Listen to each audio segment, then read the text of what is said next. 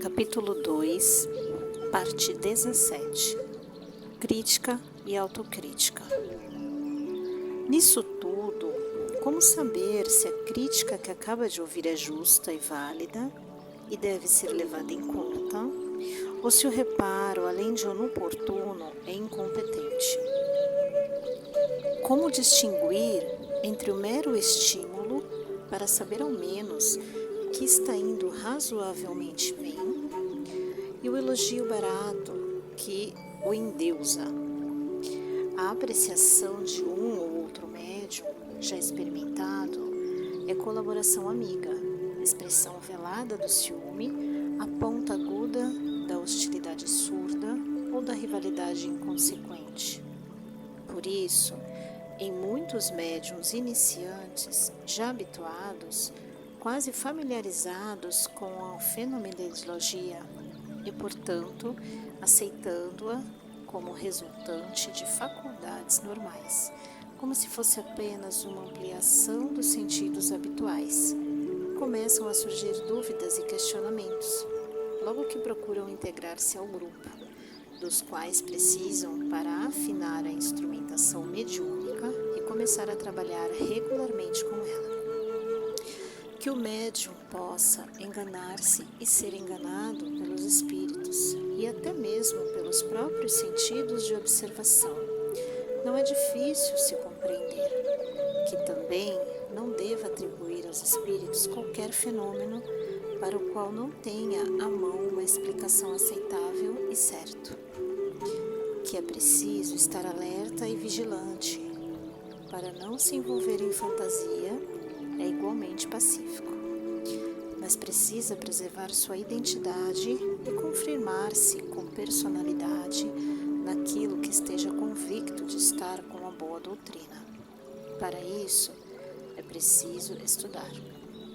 Ouça as observações, leve-as em conta, pondere sobre o que lhe dizem, mas também esteja habituado a distinguir o falso do verdadeiro, o que deve aceitar para se corrigir e aperfeiçoar-se e o que deve rejeitar para não se prejudicar.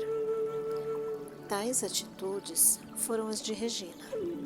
Sempre que algo ocorria de maneira insólita, a primeira impressão era de que podia ter resultado de um fenômeno comum, embora sem explicação pronta e acabada. O desaparecimento de um pequeno objeto, por exemplo. Provavelmente, tudo ia colocado em outro lugar, diferente e esquecera, ou alguém havia levado para outro cômodo, colocado numa gaveta ou coisa assim. Quando, porém, o objeto desaparecia ou reaparecia enquanto ela o contemplava em plena lucidez, então era porque algo insólito estava acontecendo. Se tinha um sonho estranho, ainda que nítido e bem armado, era apenas um sonho. Mas se os eventos nele testemunhados ocorriam tal como lhe haviam sido mostrados, novamente estávamos ante algo digno de exame e meditação. Com o decorrer do tempo e a repetição de tais fenômenos, ou a ocorrência de outros semelhantes, cria-se no médium certa familiaridade com eles. É o caso de Regina. Ela não mais se assustava ou ficava perplexa com certas ocorrências no lar, na rua ou nos recintos onde exercia sua atividade profissional, no magistério. Desenvolvia-se uma espécie de intimidade entre ela e os fenômenos observados. Já identificava até seres desencarnados, como ainda veremos. Habituara-se a curiosos fenômenos de efeito físico, premonição, vidência, clareaudiência, psicografia ou intuição, telepatia, desdobramentos e outros. Quando começou a receber por psicografia comunicações do anônimo espírito que apenas dizia ser seu amigo, desinteressou-se, a pedido dele próprio, da sua identificação, concentrando-se no teor, no conteúdo destes textos. Logo compreendeu que o texto não é bom e aceitável apenas porque vem assinado por um nome ilustre, ou respeitável, nem mau ou desprezível, porque não tem assinatura ou o que traz nada quer dizer de especial.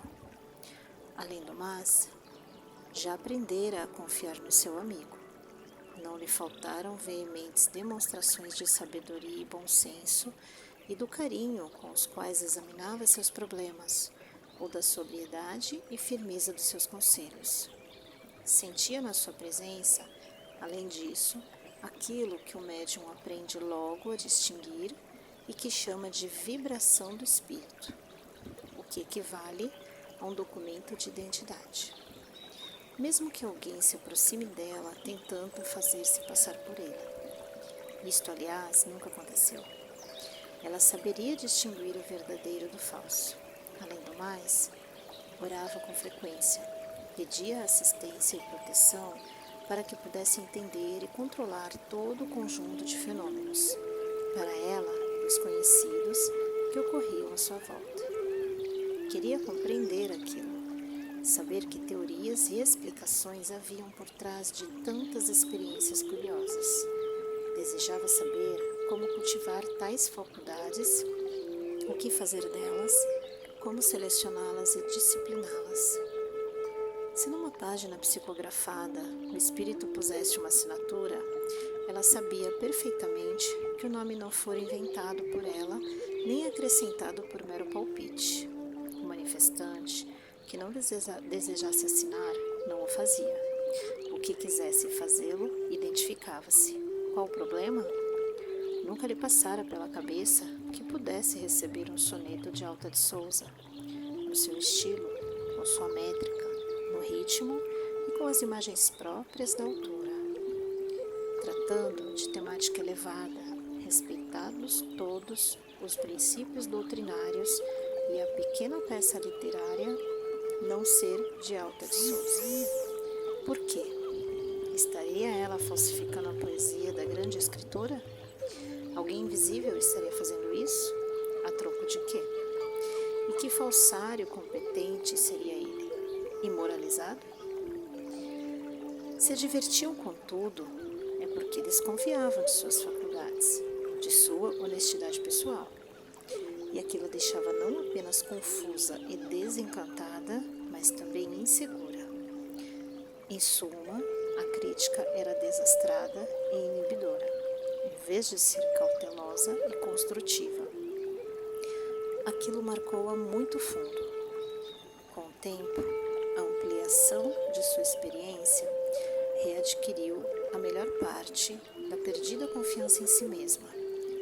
Nunca mais, porém, conseguiria considerar os fenômenos mediúnicos que por ela se produziam com a mesma tranquila e espontânea segurança de outrora, quando recorria à sua própria crítica pessoal e aos seus raciocínios, a fim de avaliar os fenômenos insólidos, buscando em primeiro lugar a explicação mais óbvia, mais natural, menos sofisticada. Ocasionalmente, valia-se da competente opinião de seu amigo espiritual, mas não se sentia à vontade para importuná-lo a cada momento, como se ele estivesse permanentemente à sua disposição. Tinha, contudo, íntima e inabalável convicção de que não estava fraudando, nem era vítima da ilusão ou das alucinações sensoriais. Sua mente continuava a funcionar normalmente. Ela dava perfeita conta de todos os seus deveres profissionais e pessoais. Comportava-se exemplarmente, não era dada a vícios de espécie alguma. Entregava-se com regularidade à prece e à meditação. Por que e para que iria mistificar ou estimular a produção de fenômenos que, afinal de contas, muitas vezes só lhe traziam dissabores e angústias? Representavam mistérios impenetráveis ao seu entendimento ou estavam fora e além do seu próprio conhecimento. No estado de vigília, jamais teria sido capaz de escrever em minutos um soneto no estilo de Alta de Souza, ou de quem quer que fosse, ou uma comunicação como as de seu amigo ou do Dr. Bezerra, que traziam conceitos e informações que ela ignorava ou até contrariavam posturas pessoais dela.